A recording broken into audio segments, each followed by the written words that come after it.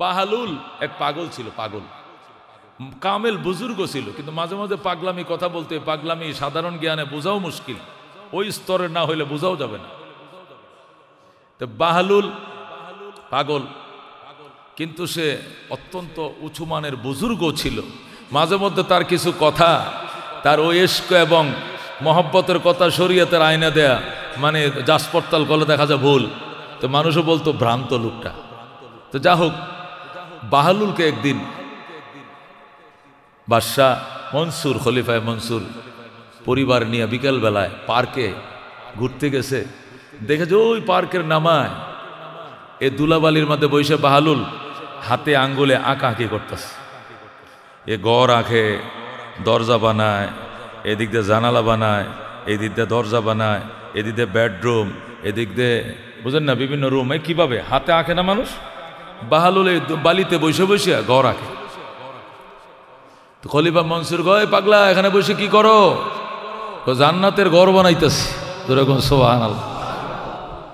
ঘর বানাইলে কি হবে? বানাইতেছি আর বিক্রি করতেছি। কার কাছে বেচো? কাস্টমার আইলে বেশি। ওমা, জান্নাতের ঘর বানাও আবার বিক্রি করো? খেয়াল করে শুনেন, দামি কথা। জান্নাতের ঘর বানাও আবার বেচো, কহ আপনি কিনবেন? মনসুর কহ, পাগলে জান্নাতের ঘর বানায়, আমার আর খায়া খাম নাই, তোমার ঘর কিনবো আমি। বাহালুল কয়, তোমার ওয়াইফে কিনবো কিনা জিগাও। তো খলিফায় মনসুরের স্ত্রী কত করে বেচতেছেন ঘর? জান্নাতের ঘর। কয় এক আনা। কয় আনা? এক আনা। বাহালুলের জীবনীতে আল্লাহু আকবার, আল্লামা ফরিদউদ্দিন আত্মার রহমত তারকে তাজকিরাতুল আউলিয়াতে লেখে, বাহালুলের বউ কয় কত টাকা কত আজে বাজে খরচ করি আমরা, ফাস্টফুড খাইয়া চটপটি খাইয়া পার্কে বিকালে কত পয়সা নষ্ট করি, এক আনাই তো কইছে, ঘর একটা কিনে ফেলাম। এই বাহালুল পাগল, একটা জান্নাতের ঘর আমারে দাও। কয় এক আনা দাও। এক আনা দিছে। কয় যাও, তোমার জান্নাতের ঘর দিলাম। সুবহানাল্লাহ। পরে কয়, মনসুর তুই নিবি না ঘর? কয় পাগলে কত কিনা, তুই আবার জান্নাত পাইবি কই, বেচবি কেমনে? ও আর কিনে নেয়। তো বিকালে ঘোরাফেরা শেষ, বাহালুল তার জায়গায় সে গেছে। খলিফা মনসুর তার সস্ত্রীক স্ত্রী সহ বাসভবনে চলে গেছে, রাত্রে ঘুমাইছে। ঘুমের মধ্যে খলিফায় মনসুর স্বপ্ন দেখে হাসরের ময়দান কায়েম হয়ে গেছে। বিচার টিচার মনে হয় যেন শেষ, আল্লাহ তাআলা জান্নাতের ঘর দেওয়া শুরু করছে। হঠাৎ ডাক আইছে মনসুরের স্ত্রীর নামে ডাক আইছে, ওই মনসুরের স্ত্রী, ওই যে তোমার জান্নাতের ঘর, তুমি বুঝে লয়ে যাও। আল্লাহু আকবার। এখন স্ত্রী তো স্বামী থুয়ে যাওয়ার রওনা করছে, টান দিয়ে ধরছে, আমার থুয়ে কই যাও? আমার ডাক আইছে, আমি যাবো না, তোমার ডাক আসলে তুমি যাইবে, নাহলে এখানে পড়ে থাকবা। থামো। স্ত্রী টান দিয়ে বলছে, থামো থামো বলতে ঘুম ভেঙে গেছে। ঘুম ভাঙ্গার পরে কই, কি যে দেখলাম স্বপ্নে? কই কি দেখছি? আমি দেখছি তুমি জান্নাত পেয়ে গেছো, তোমার ঘর দেখানো হচ্ছে, এটা মনসুরের স্ত্রীর জান্নাত। আল্লাহু আকবার। আমারটা তো দেখলাম না, তোমারটা দেখলাম। তুমি জীবনে এমন কি নেক আমল করছো যে তোমার জান্নাত সত্য আল্লাহ দেখায় দিছে? না, এমন কোনো নেক আমল তো আমি জীবনে করি নাই, আমি জান্নাত দেখলাম, ব্যাপারটা তো বুঝলাম না। তুমি পাও নাই? আমি তো পাই নাই। মনে পড়ছে, গতকালকে পাগলে যে বেহেশত বিক্রি করছিল, এক আনা দিয়ে কিনছিলাম, ওইটাই কিনা আল্লাহ জানে। আল্লাহু আকবার। মনসুর হইতেও তো পারে, পাগল কোন ধরনের পাগল কে জানে। পরের দিন বিকালে আবার গেছে, তাহলে এক আনাই তো, তুমি একটা যেহেতু কিনছো তা আমি একটা কিনবি। পরের দিন গেছে, যায় কয়, মনসুর বাহালুল পাগল করো কি? কয় বেহেশতে ঘর বানাইতেছি আর বিক্রি করতেছি। কত করে? কে কিনবে? আমি। তুমি যে এলাকার প্রেসিডেন্ট, বাদশাহ, তার রাজত্বের অর্ধেকটা লেখা দিলে তোমাকে দেওয়া হবে, এছাড়া দেওয়া হবে না। গতকালকে আমার ওয়াইফরে দিছো আনা দিয়া। এই গতকালকে আমার ওয়াইফরে দিছো কত দিয়া? এক আনা দিয়া। তা আজকে আমার কাছে আবার অর্ধেক রাজত্ব চাও কেন?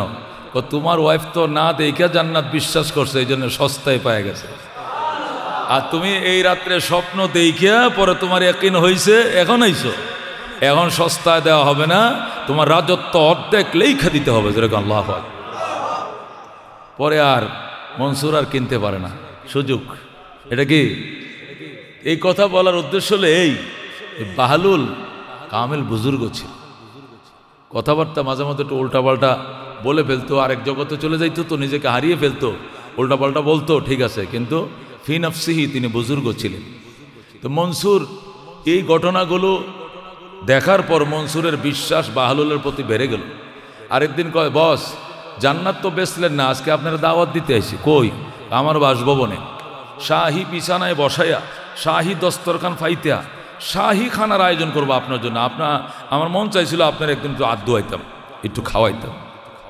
বাহলুল কয়, আচ্ছা যাম না, যা, আমি তো রাজা বাদশার দরবারে যাই না রে, তুই পাগল, ডেলি ঘুরোস, যা একদিন যামু। কবে? একদিন। একদিন কইতে কইতে বছর ঘুরছে, পর আরেকদিন কইছে আজকে যামু।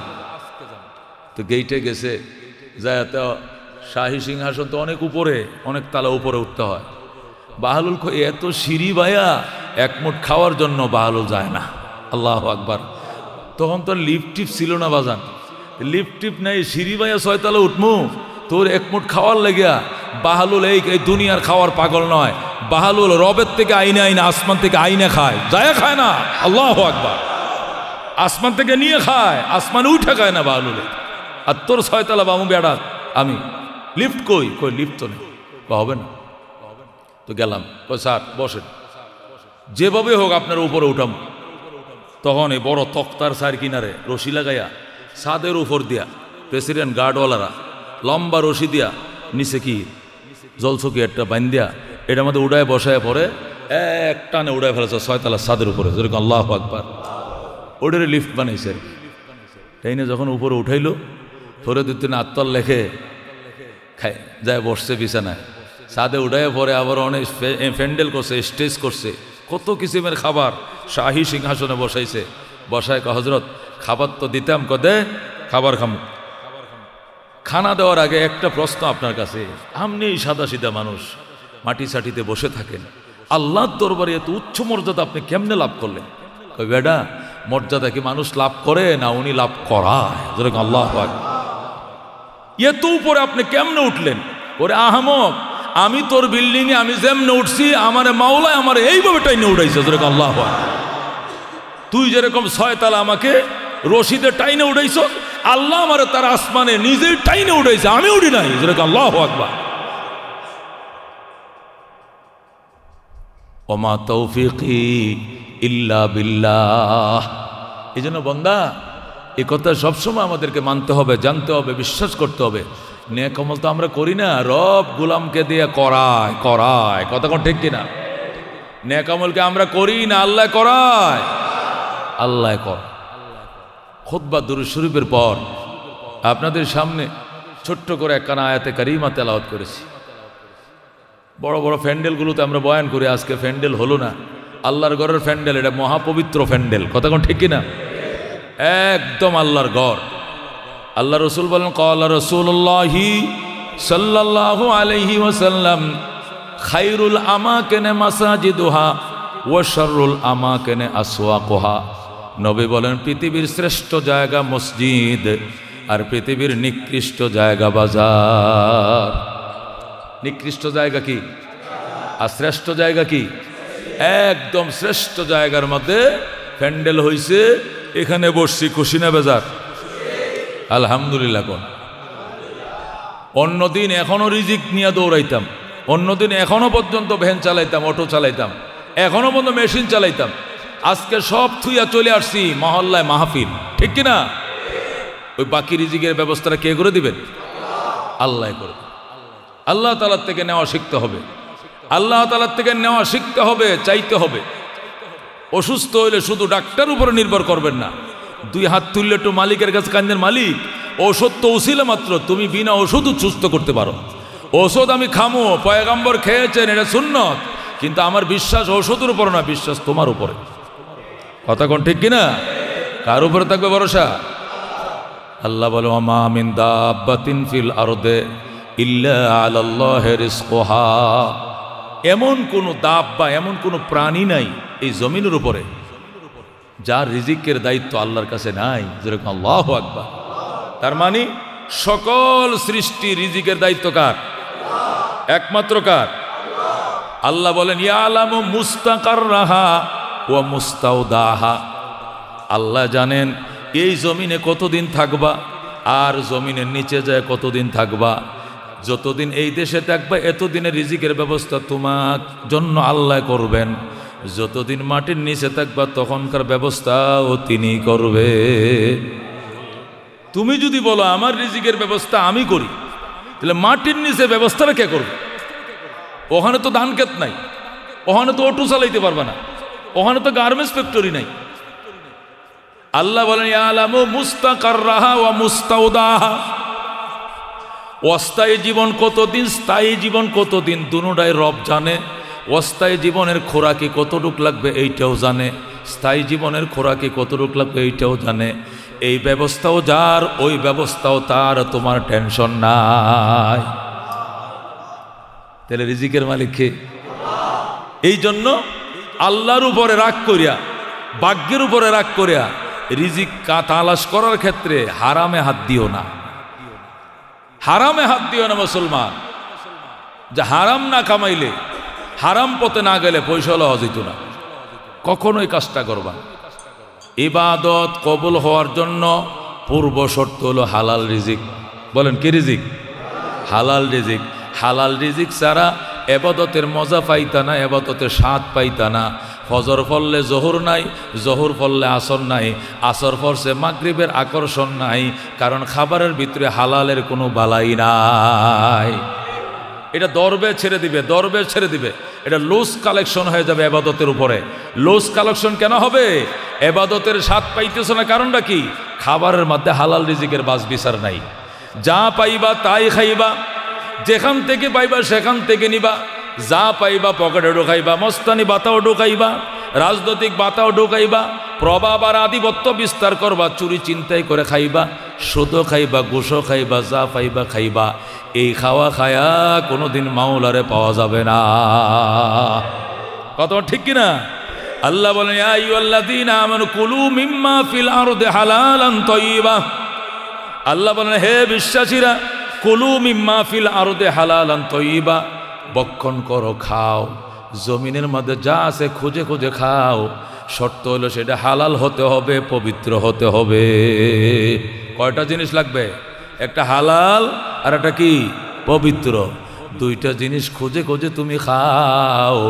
আল্লাহ নবী বলেন ইন্নাল্লাহা তাইয়্যিবুন। এসে বসো, চলাচল করবে না, আর চা পানি কোনো কিছু লাগবে না, চুপ করে বসে থাকো। আল্লাহর হাবিব বলেন ক্বালা রাসূলুল্লাহি সাল্লাল্লাহু আলাইহি ওয়াসাল্লাম ইন্নাল্লাহা তাইয়্যিবুন লা ইয়াকবালু ইল্লা তাইয়্যিবা। নবী বলেন আল্লাহ পবিত্র, আল্লাহ পবিত্র ছাড়া আর কোনো কিছু কবুল করে না। আল্লাহ কি? আল্লাহ পবিত্র ছাড়া আর অন্য কোনো কিছু কবুল করে না। নবী বলেন ক্বালা রাসূলুল্লাহি সাল্লাল্লাহু আলাইহি ওয়াসাল্লাম রাহমাতুল লিল আলামিন বলেন মানিস্তারা সাউবান, মানিস্তারা সাউবান বিআশরাতি দারাহেমা ও দিরহামুন ফীহি মিন হারাম। রাহমাতুল লিল আলামিন বলেন যে ব্যক্তি একটা কাপড় কিনলো 10 টাকা দিয়া, যদি 10 টাকার মধ্যে একটা টাকা হারাম থাকে, এই কাপড় পরে যতদিন ইবাদত করবা কোনো ইবাদত আল্লাহর দরবারে কবুল হবে না। আমরা তো মনে করি কি এই আজকে সুদের টাকা পাইছি 5000, একটা লুঙ্গি মায় বাবার লাগে একটা লুঙ্গি কিন, মায়ের লাগে একটা শাড়ি কিন, আর আমার এই জায়নামাজ শাসির একটা জায়নামাজ কিন, একটা নতুন টুপি কিন। মসজিদ ধর্ম এবার, কারণ লাভ বেড়ে গেছে। গত মাসে 10,000 লাগাইছি, এ মাসে 13,000 পাইছি, 3,000 লাভ। 3,000 টাকার বাজার জায়গায় করে লাইছে। বাপের নামাজও খাইছে, মাঠটাও খাইছে, নিজেরটা ধ্বংস হয়েছে। কথা ঠিক কিনা? মানিস তারা সাউবান, যে ব্যক্তি কাপড় কিনলো বিআশরাতি দারাহেমা 10 টাকা দিয়া, ও দিরহামুন ফীহি মিন হারাম, একটা টাকা যদি এখানে হারাম থাকে, যতদিন এই কাপড়টার উপরে সে থাকবে ইবাদত করবে, কোনো ইবাদত আল্লাহ কবুল করবে না। আজান এই জন্য কি লাগবে? হালাল ইনকাম লাগবে, এছাড়া উপায় নাই। ক্বালা রাসূলুল্লাহি সাল্লাল্লাহু আলাইহি ওয়াসাল্লাম আখলিস দীনাকা ইয়াকফিকাল আমালুল কালিল, তোমার ঈমানকে খাঁটি করো, অল্প আমলেই নাজাতের জন্য যথেষ্ট হইবে।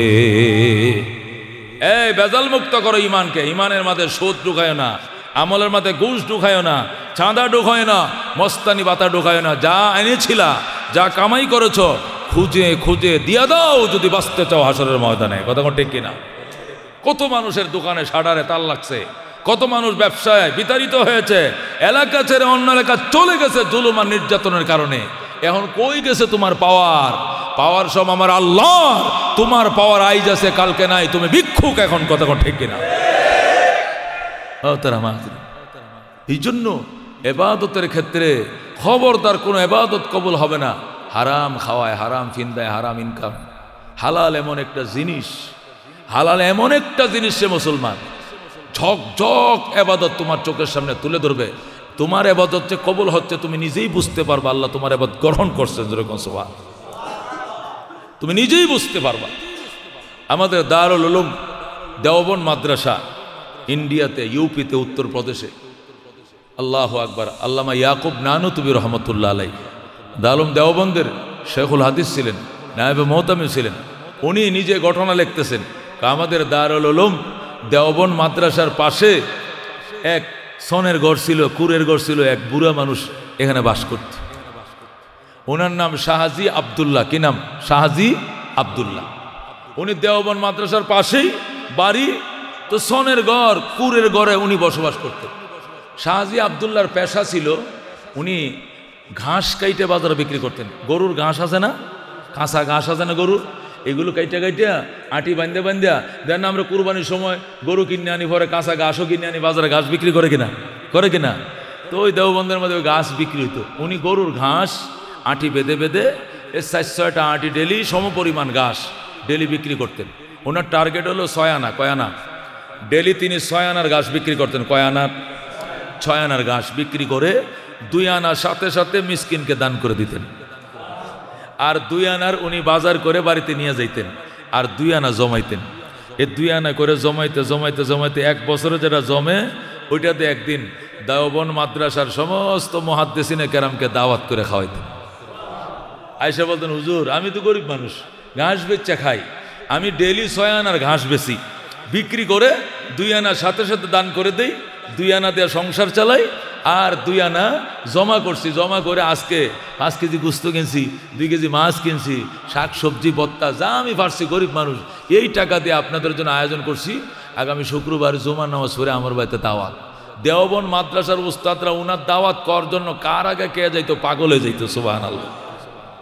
অথচ ইউপিতে উত্তরপ্রদেশে বড় লোকরা ও তখনকার জমে দামি দামি গাড়ি পাঠাইতো দেওবন্দের উস্তাদদেরকে খাওয়ানোর জন্য। বড় বড় ব্যবসায়ীরা গাড়ি পাঠাইতো। উস্তাদরা বলতেন শরীর ভালো না, পেট খারাপ, না না আমার প্রেশার বেশি, আমার আমি মানে এই দাওয়াত সবাই খালি কাইটে দিত, এই দাওয়াত খাবো না, ওই দাওয়াতে রুচি নাই। কারণ জানে আয়ের মাঝে, ইনকামের মাঝে হালাল হারাম কি আছে, মিক্সার আছে। কথা ঠিক কিনা?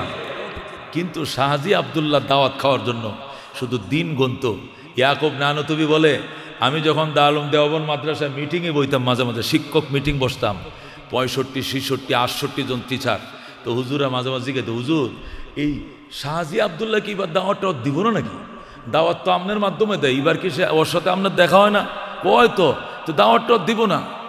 অন্য না দাওয়াত দিলে তোমার ফ্যাটও ব্যথা, প্রেশার বেড়ে গেছে, গরু গুস্ত খাই না, যামু না, গাড়ি ভাড়ায় যাও না, শাহজির দাওয়াত খুঁজালো, কারণটা কি? হুজুর শাহজির দাওয়াত খাইলে 40 দিন পর্যন্ত ইবাদতে এত মজা পাই, অন্য খাবার এই মজা আমি পাই না। যেরকম আল্লাহু আকবার।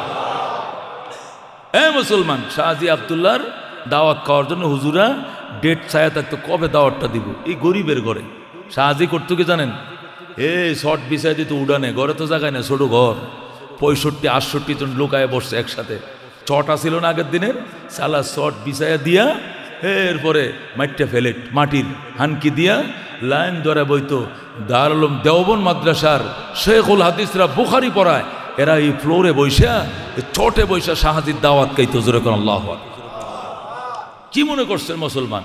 এই জন্য আজকে নামাজ এই যে ওয়াজ শুনতে শুনতে শুক্রবারে হুজুরের গালমাল ছিঁড়ে যাইতেছে ওয়াজ করতে করতে, আর আমগুর কানে আর ধরে না, কিন্তু কানেকশন তো বাড়ে না, নামাজের মজা তো পাই না, স্বাদ তো পাই না।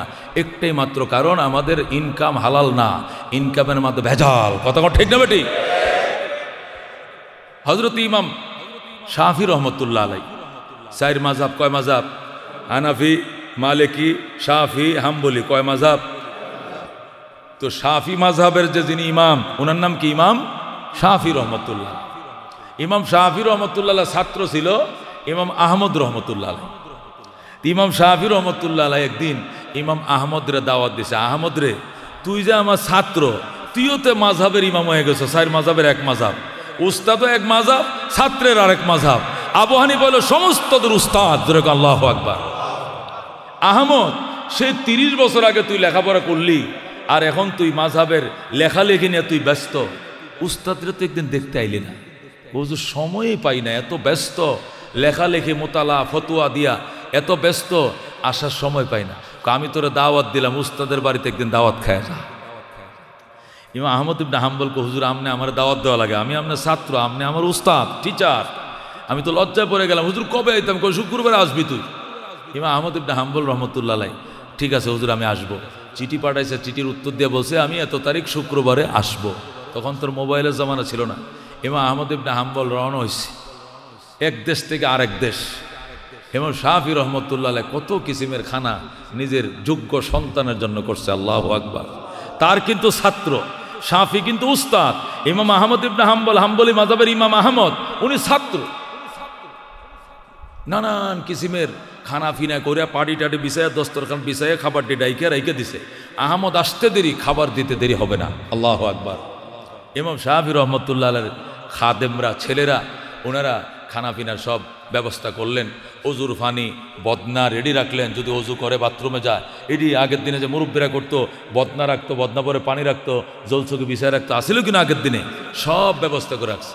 ইমাম আহমদ ইবনে হাম্বল রহমতুল্লাহ আলাইহি ইমাম শাফির বাড়িতে গেছে। ইমাম শাফি উস্তাদ হইয়া ছাত্ররে অভ্যর্থনা জানায়, অভ্যর্থনা জানায়। আল্লাহু আকবার। ছাত্র তো ছাত্রের মতো, উস্তাদও এক মাযহাবের ইমাম, ছাত্র আরেক মাযহাবের ইমাম। কি মনে করছেন? কেমন উস্তাদ কেমন ছাত্র, যেমন উস্তাদ তেমন ছাত্র। আল্লাহু আকবার। ইমাম আহমদ ইবনে হাম্বল রহমতুল্লাহ আলাইহি যায় বসছে খানায়, বৈশা খাবারের দিকে অনেকক্ষণ তাকায় রয়েছে। তাকায়া মুসকে মুসকে হাসে। ইমাম শাফি কই, কিরে কি দেখো? হুজুর দেখতেছি যা দেখার, যা দেখার দেখতেছি। খাবারের দিকে তাকে হাসো কেন? হাত দিয়ে খাও। হুজুর একটু দেখে লই। আল্লাহু আকবার। মাছের দিকে তাকায়, শাকের দিকে তাকায়, মুসকে মুসকে হাসে। এরপরে হাতটা ধুইছে, দুয়ে বিসমিল্লাহ বলে খাওয়া শুরু করছে। ইমাম শাফি রহমতুল্লাহ আলাইহি পাশে বসে রয়েছে। হুজুর আমনেও খান। জোর করে উস্তাদরে বসাইছে। ইমাম শাফি বসছে পাশে খাওয়ার জন্য, আহমদ ইবনে হাম্বলও বসছে। ইমাম আহমদ ইবনে হাম্বল যে বাটিতে যা ছিল, উস্তাদ তো যা লোয়ার লইছে, বাকিটা সব মুচ্চা মাচ্চা সব খাইলেছে। এখন একটা মেহমান যদি আসে আপনার বাড়িতে, তো মেহমান যে পরিমাণ খাবে এই পরিমাণ তো আয়োজন করে না, আয়োজন তো একটু বেশি করে। যেমন মেহমান খাবে একটা ডিম, কিন্তু আপনি ডিম তো আর একটা দেন না, কয়টা দেন? 2টা দিবেন। মেহমান খাবে 4 পিস গুস্ত, আপনি তো 4 পিস দিবেন না, এক বাটি দিবেন, ঠিক কি না? তো পরিমাণে তো 4 জনের খাবার দেওয়া হয়েছে। ইমাম আহমদ ইবনে হাম্বল মনে করেন একাই টেনে সব খাই গেছে। তো ইমাম শাফির ছেলেরা, খাদেমরা একজন আরেকজনের জিজ্ঞায়, বাপ রে বাপ, আব্বার ছাত্র, এটা তো রাক্ষস না, এমন খাওয়া খায়নি মা, কি ঘটনা? ইমাম শাফি কয়, খবরদার, কথা কবে না। মেহমান খাইলেই তো বেটা শান্তি। আয়োজন করছি মেহমানের জন্য, মেহমান যদি না খায় তা আয়োজন করে লাভটা কি? খাইলেই তো শান্তি। কথা কোন ঠিক কিনা? অনেক বাড়িওয়ালারা কয়, হুজুর আপনার জন্য কিন্তু এই গোস্তুটা আমি সৌরাস্তার থেকে যাই কাসকি মাছটি আনছি। আমি কই না কাসকি মাছ পাওয়া যায় না। আপনি কইছেন কাসকি মাছ, আমি এই সৌরাস্তা আড়তে যাই আনছি। আমি সেলা মাছ আনছি, মোহনগঞ্জের দেশি মাছ, খাইতে হবে কিন্তু। হুজুর দেশি গরুর গোস্ত আনছি, হুজুর এক টুকরা খাই উঠে যাবেন, তাহলে কিন্তু শান্তি হইতো না, ঠিক কিনা? খাইলেই মজা পায়। খাক, ব্যবস্থাতে ওনার জন্য করছি, খাবে না কেন? আর কিছু মানুষ আছে, ওমা শব্দ খাইয়া লিতেছে, হায় হায় তো রাক্ষস। কিছু কিছু কিপটে মানুষ আছে, এরকম আছে কিনা? ইমাম শাফি রহমতুল্লাহ সেরে কো, আব্বা কি গো, আমগো বড় ভাইয়া আহমদ ইবনে হাম্বল কেমনে খাইতেছে দেখছো নি, সব খাই লাগবো। ইমাম শাফি কয়, খাওয়ার জন্যই তো ব্যবস্থা করছে, খাইতে দে, খাক। ইমাম আহমদ ইবনে হাম্বল মোটামুটি অনেক খাইলেন। খাওয়া দাওয়ার পরে হাত টাত ধুইয়া বাস রাত্রিবেলায় ইমাম শাফি রহমতুল্লাহ বলে, শোনো, আহমদের জন্য বদনা ভরে পানি রাখবা, জলছুকি রাখবা, বালতিতে পানি রাখবা, ওই যে ডিলা কুলুপ রাখবা, আর ওই যে এটা বাথরুমটা দেখায় দিবা। মেহমান তো রাত্রে ওইটা আমগো বাথরুম কোথায়, কোন দিক যাইতে হইব চিনে দেওয়া লাগবে, তো বালতি ভরে পানি রাখবা। তখন তো আর ওই যে কল সিস্টেম আর ঝর্ণা সিস্টেম ছিল না, বুঝুন না? আলগা পানি টিউবওয়েল থেকে নাহলে কুয়াতে উঠে আনিয়া মটকা ভরে রাখতো। বালতি ভরে ইমাম শাফির ছেলেরা ইমাম আহমদ ইবনে হাম্বলের জন্য মটকা ভরে পানি, এরপরে বদনা মাইটে ঠিলা দিয়ে রাখছে, ডিলা কলুপ দিয়ে রাখছে। বাস ইমাম আহমদ ইবনে হাম্বল রহমতুল্লাহ আলাই সকালবেলায় মসজিদে আজান দিতে ঘুম থেকে উঠে, সোজা উনি ঘুম থেকে উঠে না, যেমনি হোক উনি সোজা মসজিদে আগের কাতারে যায় বসছে।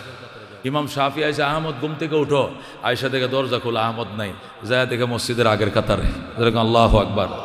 যা হোক সেখানে নামাজ টামাজ পড়া হলো, ইমাম শাফি নামাজ পড়লো, আহমদ ইবনে হাম্বল নামাজ পড়লো। নামাজ পড়ার পরে উনি ইশরাক পড়ে এরপরে একবারে 9টা বাজে ধরেন উনি বাসায় আসছে। আসার পরে শাফি বলতেছে নাস্তা দাও, তো নাস্তা রেডি হচ্ছে।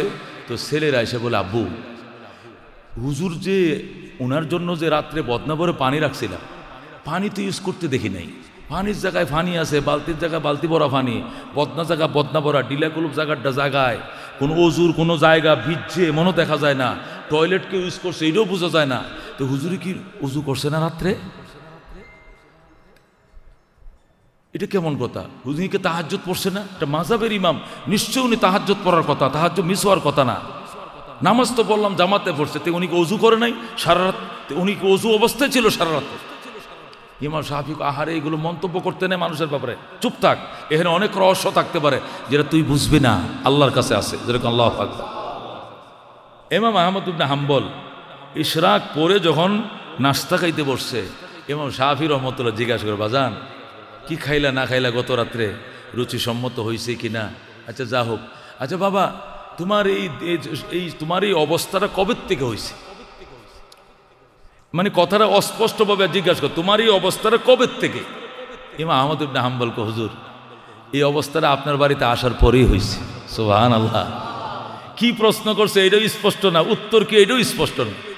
ইমাম শাফি বলে, বুঝায় বলো।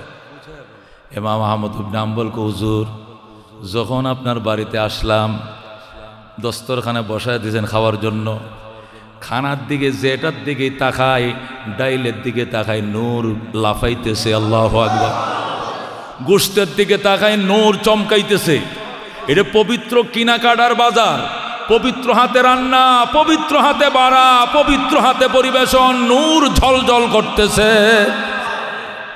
চিন্তা করলাম জীবনে তো আর বেশি খাওয়ার অভ্যাস নাই, 3 দিনের খাবার আজকে খামু, এরকম পবিত্র খাবার যতটুকু পারি লোট নিমু, কম নিমু না, প্রয়োজনে পরে 3 দিন উপবাস থাকবো, আজকে বেশি করে খানা খাবো, যেরকম সুবহানাল্লাহ। এই জন্য হয়তো হুজুর আজকে আমার একটু খাওয়াটা বেশি হয়ে গেছে, মনে কিছু নিয়েন না। ইমাম শাফি পোলাফান্ডে ইশারা দেয়, কি কইছিলে, কি কইছিলে রাক্ষস, দেখছিস কি বলছে, আল্লাহু আকবার। ঠাই মাশাআল্লাহ। তাহলে তো আমি অনেক শুকরগুজার আল্লাহর দরবারে যে তুমি এই পবিত্র খাবার খাই এত তৃপ্তি পাইছো। হুজুর প্রত্যেকটা বাটির দিকে তাকায় দেখে নূর চমকাইতেছে, পবিত্র খানার মজাই আলাদা, স্বাদে আলাদা। এই জন্য 3 দিনের খাবার আপনার ঘরে অ্যাকশন দেখাইছে, আল্লাহু আকবার। পরে কি হয়েছে?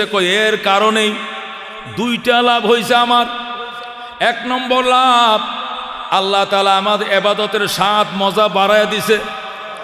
আমি সারা রাত ইবাদত করছি, আমার ঘুম আসে নাই, ফলে আমার ওযু ভাঙ্গে নাই। আমি সারা রাত নফল পড়ছি, কিতাব মোতালা করছি, একই ওযু দিয়া তাহাজ্জুদ পড়ছি, এই ওযু দিয়ে ফজর পড়ছি, ইশরাক পড়ছি, এরপরে ঘরে আসছি, নতুন পানিতে ওযু করার প্রয়োজন হয় না। উনি উত্তর দেয়, আর ওদের প্রশ্নগুলো ছুটতেছে কিনা, প্রশ্ন মনে আছে তো? বালতির পানি বালতিতেই, বদনার পানি বদনাতেই, ডিলা কুলুপের জায়গা ডিলা কুলুপ। হুজুর তো ইউজ করলো না, তাহলে নামাজ কি ওযু ছাড়াই পড়ছে নাকি ওযুই ভাঙ্গে নাই? প্রশ্ন ছিল কিনা, উত্তর হইতেছে কিনা? ডাক দেখো আমার উস্তাদে মুহতারাম ইমাম শাফি, আপনার ঘরের খানা খায় আল্লাহ আমার দিলের নূর এত বাড়ায় দিয়েছে, আমি একটা আয়াতের তর্জমা, কোরআনের একটা আয়াতের ব্যাখ্যা বুঝতেছিলাম না। এই জীবনে বহু চেষ্টা করছি যে বুঝি না। আজকে রাত্রে আপনার ঘরে খানা খায় যখন একটু কাত হইলাম, সাথে সাথে ওই আয়াতটা আমার মনে হয়ে গেছে, একটা আয়াত থেকে আমি আজকে রাত্রে 100টা মাসলা বের করেছি। এক আয়াত থেকে 100টা মাসলা, মাযহাবের ইমামরা তো কোরআন হাদিস থেকে মাসলা বের করে, বুঝেন না? একটা আয়াত থেকে আমি 100টা মাসলা ইস্তেমবাত করেছি আপনার ঘরের খাবারের নূর পায়া, যেরকম আল্লাহু আকবার। ও বন্ধু, এই জন্য হালাল রিজিক ছাড়া কোনো উপায় নাই।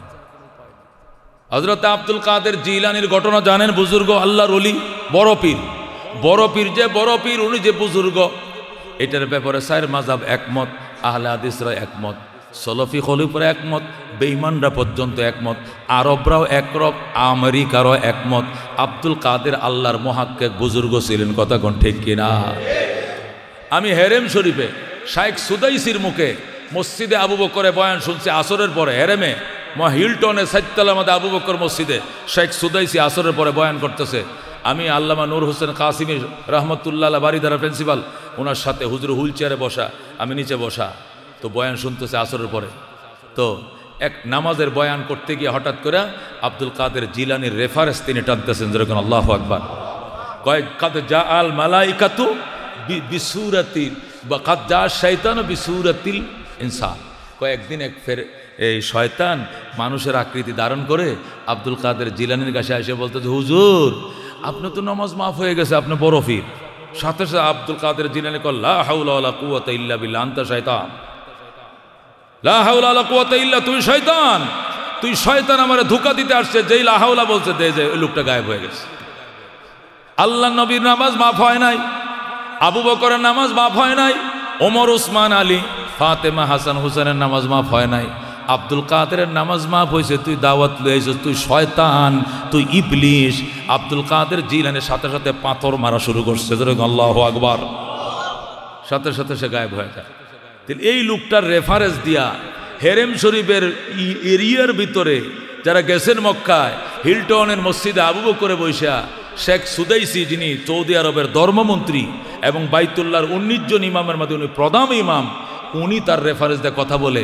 কত বড় বুজুর্গ, যেরকম আল্লাহু আকবার।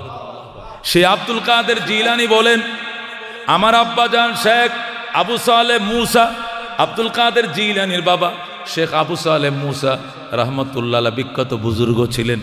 3 দিনের উপবাস থেকে সইতে না পেরে বৈশা রয়েছেন নদীর ঘাটে। হঠাৎ করে দেখেন নদীর স্রোত দিয়া সেপ্পল বাইসে যাইতেছে। খোদার জ্বালা সইতে না পেরে সেপ্পলটা আব্দুল কাদের জিলানী বাবা খেয়ে ফেলছে। সেপ্পলটা খাওয়ার পরে খোদা নিবারণ হওয়ার পর শরীরটা যখন কন্ট্রোলে আসছে, অত্যন্ত খোদা লাগলে শরীর কাঁপ শুরু হয়ে যায়, চোখে কিছু দেখা যায় না, ঠিক কিনা? হ্যাঁ মুসলমান, আমার তো ডায়াবেটিস, আমি খোদা সইতেই পারি না, খোদা লাগলে শরীর কাঁপ শুরু হয়। গাড়ি থামায় সেখানে যা পাই চা নাস্তা খাই, আবার সামনে আগাই, অভ্যাস। 3 দিনের উপবাস তো মানুষ বাঁচে না। উপবাসের জ্বালা সইতে না পেরে নদী দেয়া স্রোতে ভেসে যাচ্ছে একটা ফল, আপেলের মতো একটা সেপ্পল, এটা তিনি খেয়ে ফেললেন। খাওয়ার পরে যখন শরীর কন্ট্রোলে আসলো, মাথায় চিন্তা ঢুকলো, আমি কি খাইলাম, কার জিনিস খাইলাম, কি খাইলাম, কার জিনিস খাইলাম। আব্দুল কাদের জিলানীর বাবা পাগল হয়ে গেলেন। এই সেপ্পল এর মাপ চাওয়ার জন্য নদীর উজান দেশে রওনা করলেন। 4 মাইল গেলেন। কয় মাইল? নদীতে হাইটে হাইটে 4 মাইল। নিশ্চয়ই নদীর পাড়ে গাছ, নিশ্চয়ই গাছ থেকে ফল পানিতে পড়েছে, বেসে যাচ্ছে, বাগানটা নদীর পাড়েই হবে, সুতরাং নদীর পাড় দিয়ে গেলেই বাগানটা পাওয়া যাবে। যাইতে যাইতে উজানে 4 মাইল গেছে। কয় মাইল? যায়া পাইছে বাগান। পাওয়ার পরে মালিকের কয়, বাবা আমি নিশ্চিত আপনার এই বাগান থেকে ফলটা পড়ছে, পরে পানিতে ভেসে যাচ্ছিল, আমি খোদার জ্বালা সইতে না পেরে আমি ফলটা খেয়ে ফেলছি, আমাকে মাফ করে দেন। বাগানের মালিক কয়, দেখো বৈশা থাকি গাছের নিচে, এরপরে সন্ত্রাসী পোলাপান পাইরে খায়, যদি বলে খাইস না, কয় 100 বার খামো, আপনি কি করবেন? আরো চোখ গুরান দেয় বাড়িওয়ালারে। আছে কিনা এরকম? আছে কিনা পোলাপান বকাড়ে? বড়ই গাছতে বড়ই ফাইরে কয়, একটু নুন দিবেন চাষি। চাষি গো হারামজাদা, আমার গাছের বড়ই খাই, আমার কাছে আবার নুন খুঁজস? আছে কিনা? আছে কিনা? বড়ই কই পাইছস? আনছি এক জায়গাতে। কোন জায়গাতে আনছস? এই গাছ, এটা আমগো গাছের বড়ই খাই, আবার নুন খুঁজস, জাঁটাতে দিছে দৌড়ান। আছে কিনা নাম চাষি? ও মুসলমান, আব্দুল কাদের জিলানী রহমতুল্লাহ আলাইহির নানা শেখ আব্দুল্লাহ, শেখ কি আব্দুল্লাহ, উনি বলতেছে, আমার গাছের ফল এমনিতেই পড়ছে পানিতে, এমনি বেসে যাচ্ছে, কত ফল ভরে, কত পানিতে ফসে, বাইশা যায়, কই যায় খবরও জাগে। কত মানুষ কইয়া খায়, না কইয়া খায়, জীবনে শুনলাম না কেউ এসে মাপ চাইতে। আর এই পাগল কোন পাগল? সেই বাইটেল দেশে 4 মাইল বাইটেলে বসে একটা সেপ খাইছে, নিশ্চিত না এটা আমার গাছের, সে নিশ্চিত মনে করে আমার কাছে মাপ চাইতে আইছে। এই কাস্টমার তো হাতছাড়া করা যায় না, এই কাস্টমার হাতছাড়া করা যাবে না, এটা আটকাইতে হবে। আমার একটা মাইয়া আছে, আল্লাহু আকবার, আমার দিনদার মেয়েটার জন্য এই ছেলেকে উপযুক্ত করে গড়ে তুলতে হবে। এরপরে শেখ আব্দুল্লাহ বলে, বাবা আমার গাছের ফল পানি দেবাই সে যাইব পৌঁছবো যায় অজ্ঞা, তুমি খাইবা কিয়া? তুমি খাইবা কেন? তো অত বড় সাহস তোমার কে দিল? ফানিতে আমার ফলটা তুমি উড়ায় খাইলে যে, এটা কোনো মাপ নাই। এখন তো বেচারা একবারে ভাঙ্গে বসে, হজরত আমি মাফের জন্য আইসি, আপনি যদি কোথায় কোন তৈলে মাপ চাই লাভ কি? খাবা কেন? জানো মিয়া, আমরা এমন বংশের মানুষ, আমাদের হক যদি কেউ মাইরে খায়, এই ইহজাহানে আমরা মাফ করি না, সব ফরজাহানের জন্য রাখিয়ে দিই। সুতরাং এই সেফের দাবি আসরের ময়দানে তোমার তুমি আদায় করবো দাঁড় করায়। কত বড় সাহস তুমি আমার স্যাপল তুমি খাইবা কা? বাবা আমি তো ফাইরে খাইছি না, এটা এমনি বাইসে যাইতেছিল, আমি না খাইলে তো এটা অন্য কাক পাকালি হলে খাইতো, নাহলে পানিতে পুচ্ছে যাইত, তো দুষ্টা কি? ওইটাই দূর, আমার জিনিস পৌঁছবো, তোমার সমস্যা কি? তুমি খাইলে কেন? আল্লাহু আকবার বলে। ও মুসলমান, একে বলে আল্লাহর ওলি। আব্দুল কাদের জিলানীর বাবা পেরেশান হয়ে গেল, বাবা আমি অপরাধই করছি, আমি পানির থেকে ফলটা ওটা অপরাধ করছি, বাবা এর জন্য আমি খরজোর ক্ষমা প্রার্থী, আমার মাফ করে দাও। কখনো মাফ হবে না, প্রয়োজনে আমার শাস্তি দাও, শাস্তি মেনে নিতে রাজি আছি, তবু গো সেবের দাবি নিয়ে কবরে যাইতে রাজি না। হकीकत में वही कामिल शिकस्ता दिल जिसे हासिल बहुत तालिब खुदा मिलता शिकस्ता दिल नहीं मिलता। ও বন্ধু, ভাঙ্গা অন্তরওয়ালা মানুষ পাওয়া কঠিন, আল্লাহর ওলি বহু পাওয়া যায়, কান্দুন্যা লোক পাওয়া যায় না, ভাঙ্গা হৃদয়ওয়ালা মানুষ পাওয়া যায় না। কথা ঠিক কিনা? हकीकत चुप नहीं सीखती बनावट की उसूलों से के खुशबू आ नहीं सकते कभी कागज के फूलों से। আব্দুল কাদের জিলানী রহমতুল্লাহ বাবা কো, বাবা প্রয়োজনে আমার শাস্তি প্রয়োগ করেন, আমি শাস্তি পাইতে রাজি আছি, তবু এই সেফ ফলের দাবি লইয়ে কবরে যাইতে পারবো না। কহ এইটা যদি করো তাহলে দেখা যাইতে পারে, করেন ব্যবস্থা।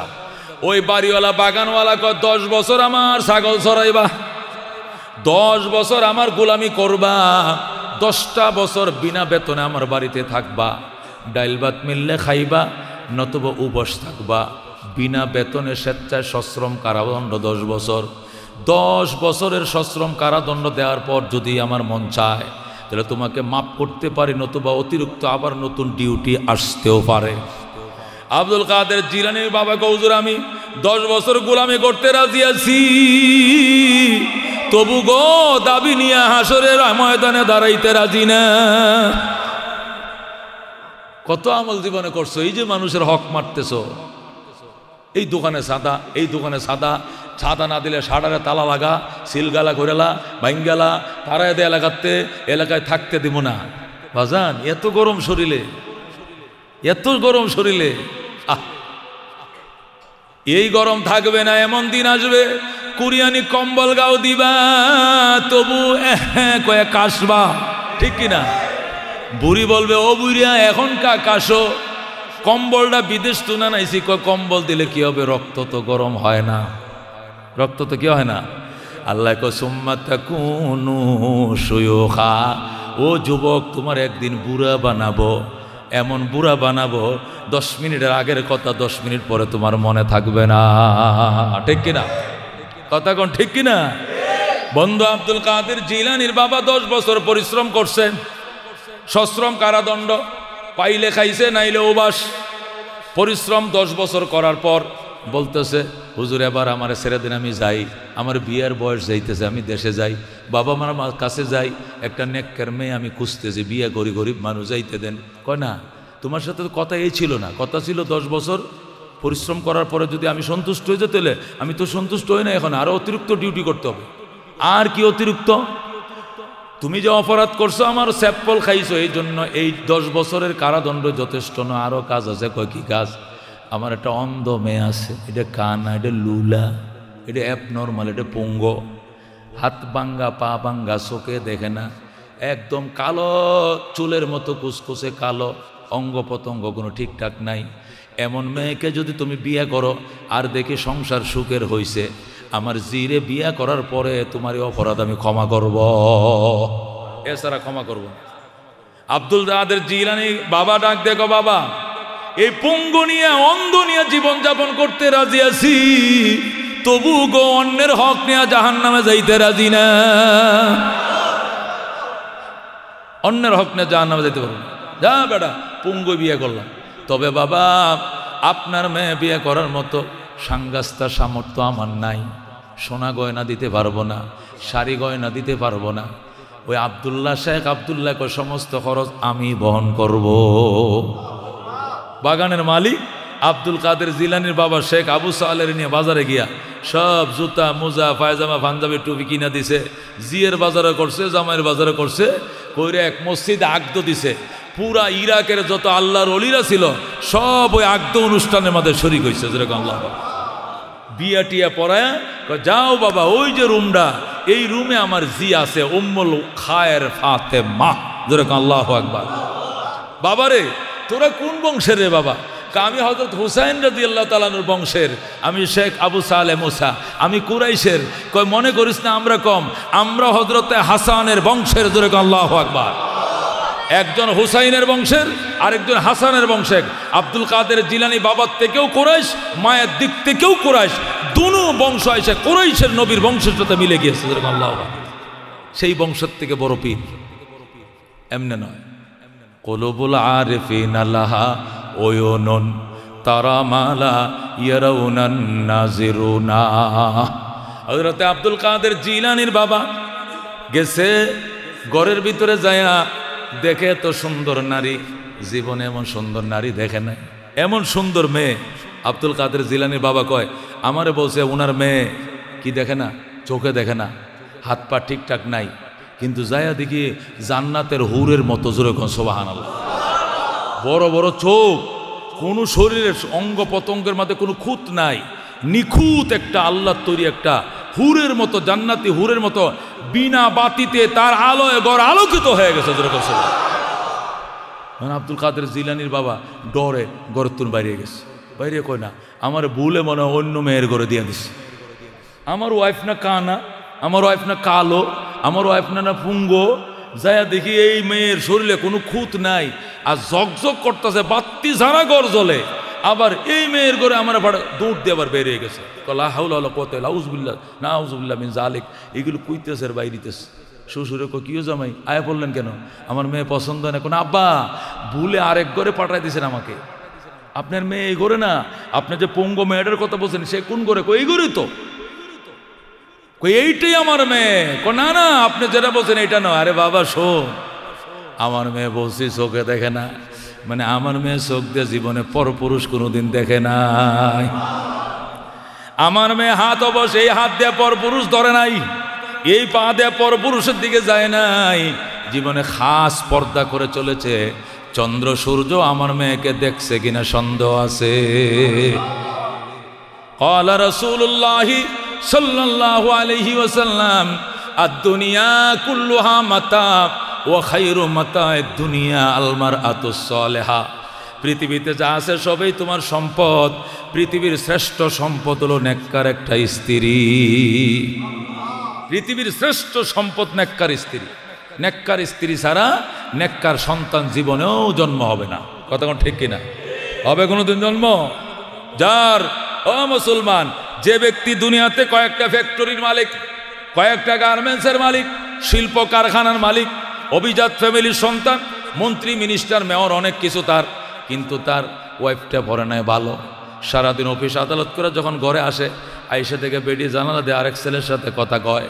এই লোকটা পারে না ফাঁস খায়া মইরা জীবনকে ত্যাগ করে দিতে। কথা কোন ঠিক কিনা? এই সম্পদের মাঝে আগুন জ্বালাও, এই সম্পদ তার কাছে 2 পয়সার দাম নাই, তার দিলে শান্তি নাই। সে যায় গৌদুর তাবিজ দেন, নতুবা অনুমতি দেন বিষ খায়ে মরবো, এই নারীর সাথে আর পারি না পারি না পারি না। কথা কোন ঠিক কিনা? আর যদি একটা নেককার স্ত্রী তোমার মিলে তাহাজ্জুদ গুজার, নামাজ পড়ে, পর্দা করে, এক বেলা খায় আর এক বেলা উপবাসও যদি থাকো, দুনিয়ার জীবন জান্নাতের জীবন, স্বর্গীয় জীবন। এই জন্য পৃথিবীর শ্রেষ্ঠ সম্পদ বলা হয়েছে নেককার স্ত্রীকে। যেরকম আল্লাহু আকবার। নেককার স্ত্রী পৃথিবীর শ্রেষ্ঠ সম্পদ। ও মুসলমান, একটা মেয়ে, তার জন্য ইনকামের দায়িত্ব নেই। কি দায়িত্ব নাই? ইনকাম করবে স্বামী, সেটা পরিবেশন করবে স্ত্রী। কথা ঠিক কিনা? ইনকামের দায়িত্ব যেহেতু মেয়ের খাঁদে নাই, এখন আমাদের মেয়েরা, আমাদের বোনেরা ইনকামের দায়িত্ব নিয়ে নিছে, নিজেরা ইনকাম করে, কিন্তু আল্লাহর পক্ষ থেকে ইনকামের দায়িত্ব তাদেরকে দেওয়া হয় না। ইনকামের দায়িত্ব তাদের পুরুষ স্বামীরা করবে। কথা ঠিক কিনা? ইনকামের দায়িত্ব যেহেতু স্বামীদের, স্ত্রীদের ইনকামের দায়িত্ব নাই। এই জন্য স্বামীরা যদি চুরি করেও আনে, ডাকাতি করেও আনে, অন্যায়ভাবে হারাম ইনকাম করেও আনে, এটা তার স্ত্রীর জন্য হালাল। কথা কোন ঠিক কিনা? স্ত্রীর জন্য কি হালাল? ইবাদত কবুল হওয়ার পূর্ব শর্ত হালাল রিজিক। এই জন্য স্ত্রীর দোয়া কবুল হয়, স্ত্রীর ইবাদত কবুল হয়, কারণ স্বামী হারাম ইনকাম করলে এটা স্ত্রী জানার প্রয়োজন নাই। কথা কোন ঠিক কিনা? ইনকাম করার দায়িত্ব তার না। এই জন্য সে যদি খায়, তারপরে তার ইবাদত কবুল হবে। সে যে দোয়া করবে, দোয়া কবুল হবে, সংসার সুখের হবে, সন্তান নেককার হবে। জোরে আল্লাহু আকবার। কিন্তু স্বামীকে জ্বলতে হবে, স্বামীকে ভুগতে হবে। স্বামীর কপালে দুনিয়াতে ভোগান্তি আছে, পরকালে ভোগান্তি আছে। এই জন্য চেষ্টা করো বাজান, একটা নেককার স্ত্রী খুঁজে নেওয়ার জন্য। একটা নেককার স্ত্রী তার স্বামীকে নেককার বানাইতে 10 মিনিটও লাগবে না, 10 মিনিটও লাগবে না। একটা নেককার স্ত্রী বলে, স্বামী তুমি সুদে টাকা লাগাও, আমি শুনেছি, তুমি ঘুষ খাও, তুমি ভাতা উঠাও, মস্তানি ভাতা উঠাও, আমি তোমার সংসার করব না।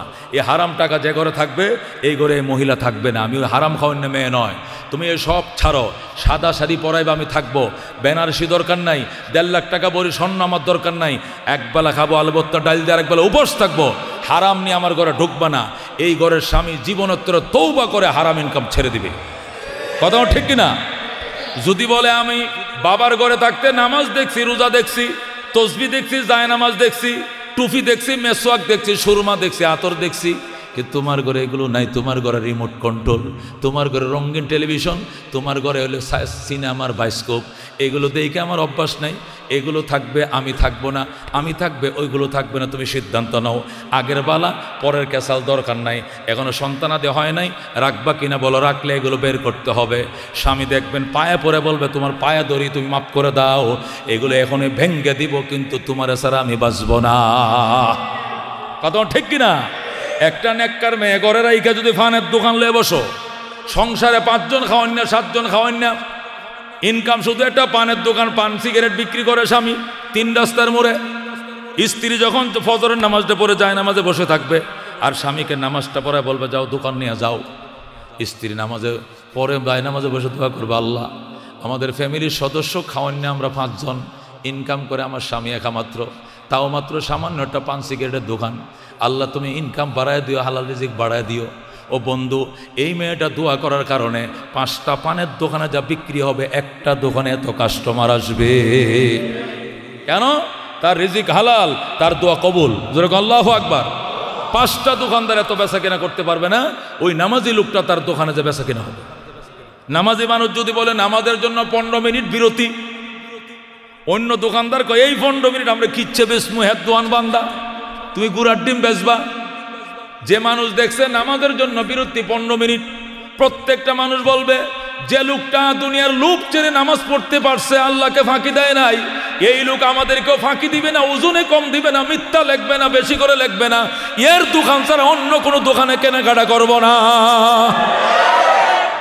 15 মিনিট না 1 ঘন্টা পরে দোকান কিনলে এই দোকান থেকে কিনবো। এই চাউল 5 কেজির মাথা 5 কেজি দিবে, 1 গ্রামও কম দিবে না। এই খাতায় যখন লিখবে আমার নামে 260, এই 260 265 হবে না। যদি 265 লিখতো, তাহলে এই সাইনবোর্ড দিয়ে মসজিদে যেত না। সে 15 মিনিট আধা ঘন্টার বেচা কিনে বাদ দিয়া যে মসজিদে যাইতে পারছে, এই 60 লাথি দিয়া এই লোক জীবনে কোনো কাস্টমারের খাতায় 2 টাকা বেশিও লাগবে না, ওজনে কমও দিবে না, 2 নম্বর জেনে বিক্রি করবে না। কথা ঠিক কিনা? এই জন্য রসুল বলেন, ক্বালা রাসূলুল্লাহি সাল্লাল্লাহু আলাইহি ওয়াসাল্লাম, মান আকালা তয়্যিবান। রসুল বলেন 3টা কাজ করবা। 1 নম্বর, মান আকালা তয়্যিবান, যে ব্যক্তি হালাল খাবার খাবে, ও আমিলা বিসুন্নাতিন, এবং সুন্নত মোতাবেক জীবন যাপন করবে, ও আমিনান নাসু বাওয়াইকাহু, এবং তার অত্যাচার থেকে মানুষ নিরাপদ থাকবে। তার অত্যাচার থেকে মানুষ কি থাকবে? নিরাপদ থাকবে। দাখালাল জান্নাহ, আমি রসুল কথা দিলাম ওই লোকটা নিশ্চিত জান্নাতে প্রবেশ করবে। কটা কাজ? এখনের দিনে ওই লম্বা ওয়াজ, হেই তারা খতমে তারাবির মতো টানের উপর ওয়াজ, এটা শুনে না মানুষ। এখন কি ঠান্ডা মাথায় 2-4টা পয়েন্ট মানুষ আস্তে ধীরে বুঝে শুনে বাড়িতে যায়। কথা ঠিক কিনা? কথা ঠিক কিনা? এই জন্য আমি ওইভাবেই বয়ান করি, বুঝায়া 3টা কাজ। কটা কাজ? হাদিস শরীফ রসুল বলেন, মান আকালা তৈবান, যে ব্যক্তি হালাল জিনিস খাবে, কি খাবে? হালাল খাবার খাবে, হালাল আহার গ্রহণ করবে। এর 2 নম্বর কি? ও আমিলা বি সুন্নাতিন, সুন্নত মোতাবেক আমল করবে। কি মোতাবেক? সুন্নত থাকতে হবে, আমার শরীরে সুন্নত থাকতে হবে, আমার নামাজের সুন্নতগুলো থাকতে হবে, উঠা বসার সুন্নতগুলো থাকতে হবে, ঘুমানোর সুন্নত, ঘুম থেকে ওঠার সুন্নত, খাওয়ার সুন্নত, খাওয়ার থেকে ওঠার সুন্নত, দাড়ির সুন্নত, পাগড়ির সুন্নত, মেসওয়াক, ঢিলা কলুব, যত সুন্নাগুলো আছে প্রত্যেকটা সুন্না আমার দেহের ভিতরে থাকতে হবে। কথা ঠিক না বেঠিক? পূর্ণাঙ্গ সুন্নতের ঘাটতি যদি থাকে দিনেরও ঘাটতি হয়ে যাবে। সুন্নত যদি পূর্ণাঙ্গ হয় দিনও পূর্ণাঙ্গ হবে। যার ভিতরে সুন্নাহ নাই তার ভিতরে দিনের পরিপূর্ণতা নাই নাই নাই। কথা ঠিক কিনা? এই জন্য রসুল বলছেন ও আমিলা বি সুন্নাহ। 1 নম্বর, যে ব্যক্তি হালাল খাবার খাবে। 2 নম্বর, সুন্নত মোতাবেক আমল করবে। 3 নম্বর, ও আমিনান নাসু বাওয়াইকাহু, তার অত্যাচার থেকে মানুষ নিরাপদ থাকবে। সে এমন জঘন্য হবে না যে তার অত্যাচারে মানুষ মসজিদে মোমবাতি দেয়। আল্লাহ, ই যদি শুনতাম সাক্ষাৎ তলে ভরে মরছে, তাহলে আল্লাহ তোমার ঘরে 3টা মোমবাতি দিতাম। আছে কিনা এরকম? এরকম দরজাল আছে কিনা? এরকম দরজাল সমাজে কিছু দরজাল ভাষা করছে, দাজ্জাল রে গ্রাম্য ভাষা কয় দরজাল। আসল দরজাল না, শব্দটা কি? দাজ্জাল। এটারে গ্রাম্য ভাষা কয় কি? দরজাল। আছে কিনা দরজাল? 2-একটা অস্তান মস্তান সমাজে বাস করে, এদের ভয়ে বাঘে মহিষে পানি খায়। কথা ঠিক কিনা? আল্লাহ যেন এর সামনে না পড়ে। সামনে বলে আসসালামু আলাইকুম নেতা, কেমন আছেন? এটা কিন্তু বলে সালামটা দিছে, সালামও দিছে, আতো তুলছে।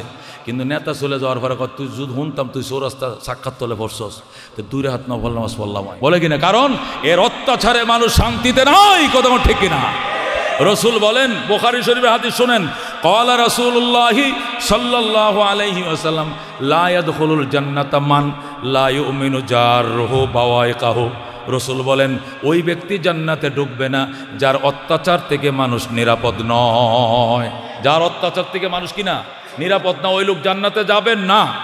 সমস্ত এলাকাবাসী ওর বিরুদ্ধে আল্লাহর কাছে অভিযোগ, আল্লাহ আল্লাহ এরে কি জান্নাতে দেন? এই এলাকাবাসীর জিজ্ঞেস করছেন আপনি? আল্লাহ বল কি?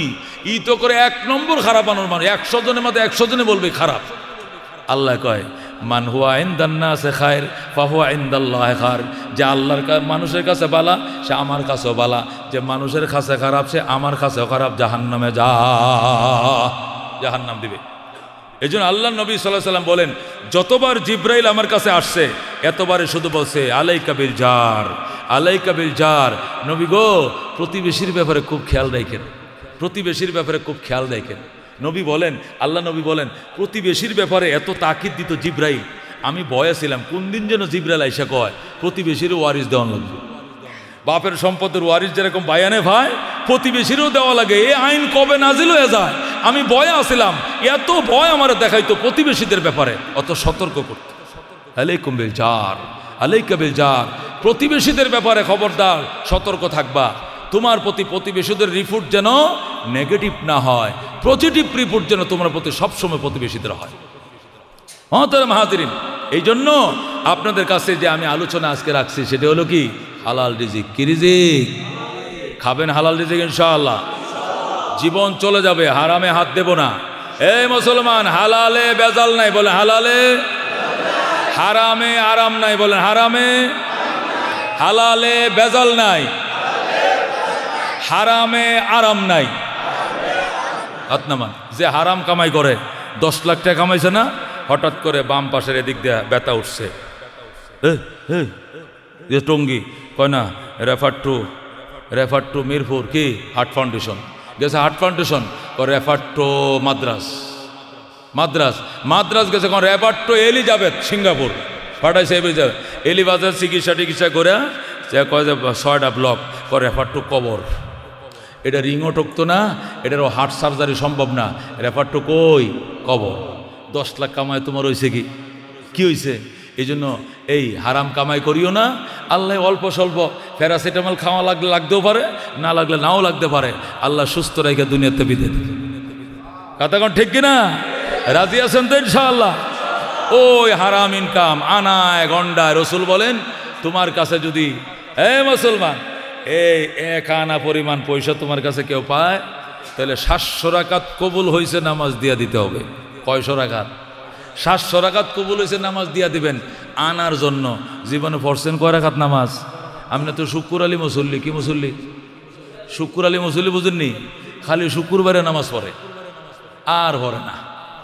তুমি যে আব্দুল শুক্কুর খালি শুক্কুর আলী মুসল্লি, জীবনে সারা জীবনে পড়ছো 42 রাকাত, আর মানুষের কোটি কোটি টাকা মাইরে খাইছো, দিবা করতে 4 আনার জন্য দিতে হবে 700 রাকাত। জোরে কর নাউজুবিল্লাহ। খবরদার খবরদার খবরদার, এই কাজগুলো কখন করবেন না। আল্লাহর কোরআন মানেন, কোরআনকে সামনে নিয়ে জীবনযাপন করেন, পরিষ্কার জীবনযাপন করেন। ওমান আরাযা আন যিকরি ফাইন্না লাহু মাঈশাতান দানকা। আল্লাহকে আমার কোরআন থেকে যে চেহারা ফিরায় নিছে, এর জন্য কোটি কোটি টাকার মালিক হওয়ার পরেও সংকীর্ণ জীবন। হারাম টাকাতে করবা কি? হারাম টাকার জীবন সুখের হয় না, সংকীর্ণ জীবন হয়। আল্লাহ পরিষ্কার বলছেন ওমান আরাযা আন যিকরি, যে আমার জিকির থেকে, জিকির মানে কোরআন, যে আমার কোরআন থেকে মুখ ফিরায় নেয়, ফাইন্না লাহু মাঈশাতান দানকা, এর জন্য সংকীর্ণ জীবন। কবরও সংকীর্ণ জীবন, হায়াতও সংকীর্ণ জীবন। বহুত কোটিপতিওয়ালারা ঢাকা শহরে 400 ফ্ল্যাট শুনতেছি এখন, কেউ 500 ফ্ল্যাট, কেউ 25,000 কোটি লয়ে ফলাইছে। দেশেও জায়গা নাই, বিদেশেও জায়গা নাই, পাসপোর্টও নাই। এই কুত্তার জীবনের কোনো দরকার আছে মুসলমান? আসেনি কোনো দরকার? এটা তো আল্লাহর কথা। ওমান আরাযা আন যিকরি, যে ব্যক্তি আমার জিকির থেকে, কোরআন থেকে মুখ ফিরায় লয়, তার শাস্তি দুইটা। দুনিয়ার শাস্তি হইল ফাইন্না লাহু মাঈশাতান দানকা, দুনিয়াতে তার জন্য সংকীর্ণ জীবন। পরকালে আরেকটা জীবন আছে। পরকালে কি আছে? আরেকটা জীবন আছে না নাই?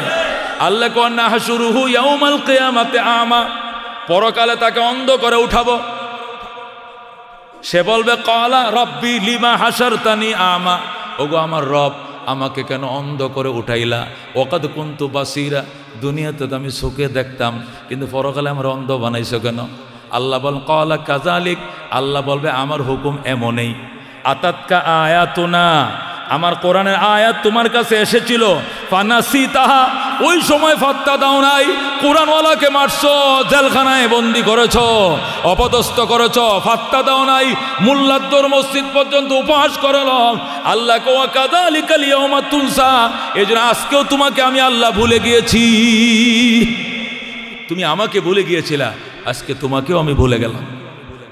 আল্লাহ বলবেন কাযালিকা আতাতকা আয়াতুনা, তোমার কাছে এসেছিল আমার আয়াত, ফানাসিতাহা, তুমি সেটি ভুলে গিয়েছিলা। ওয়া কাযালিকাল ইয়াউমা তুনসা, আজকে তোমাকেও আমি আল্লাহ ভুলে গেলাম।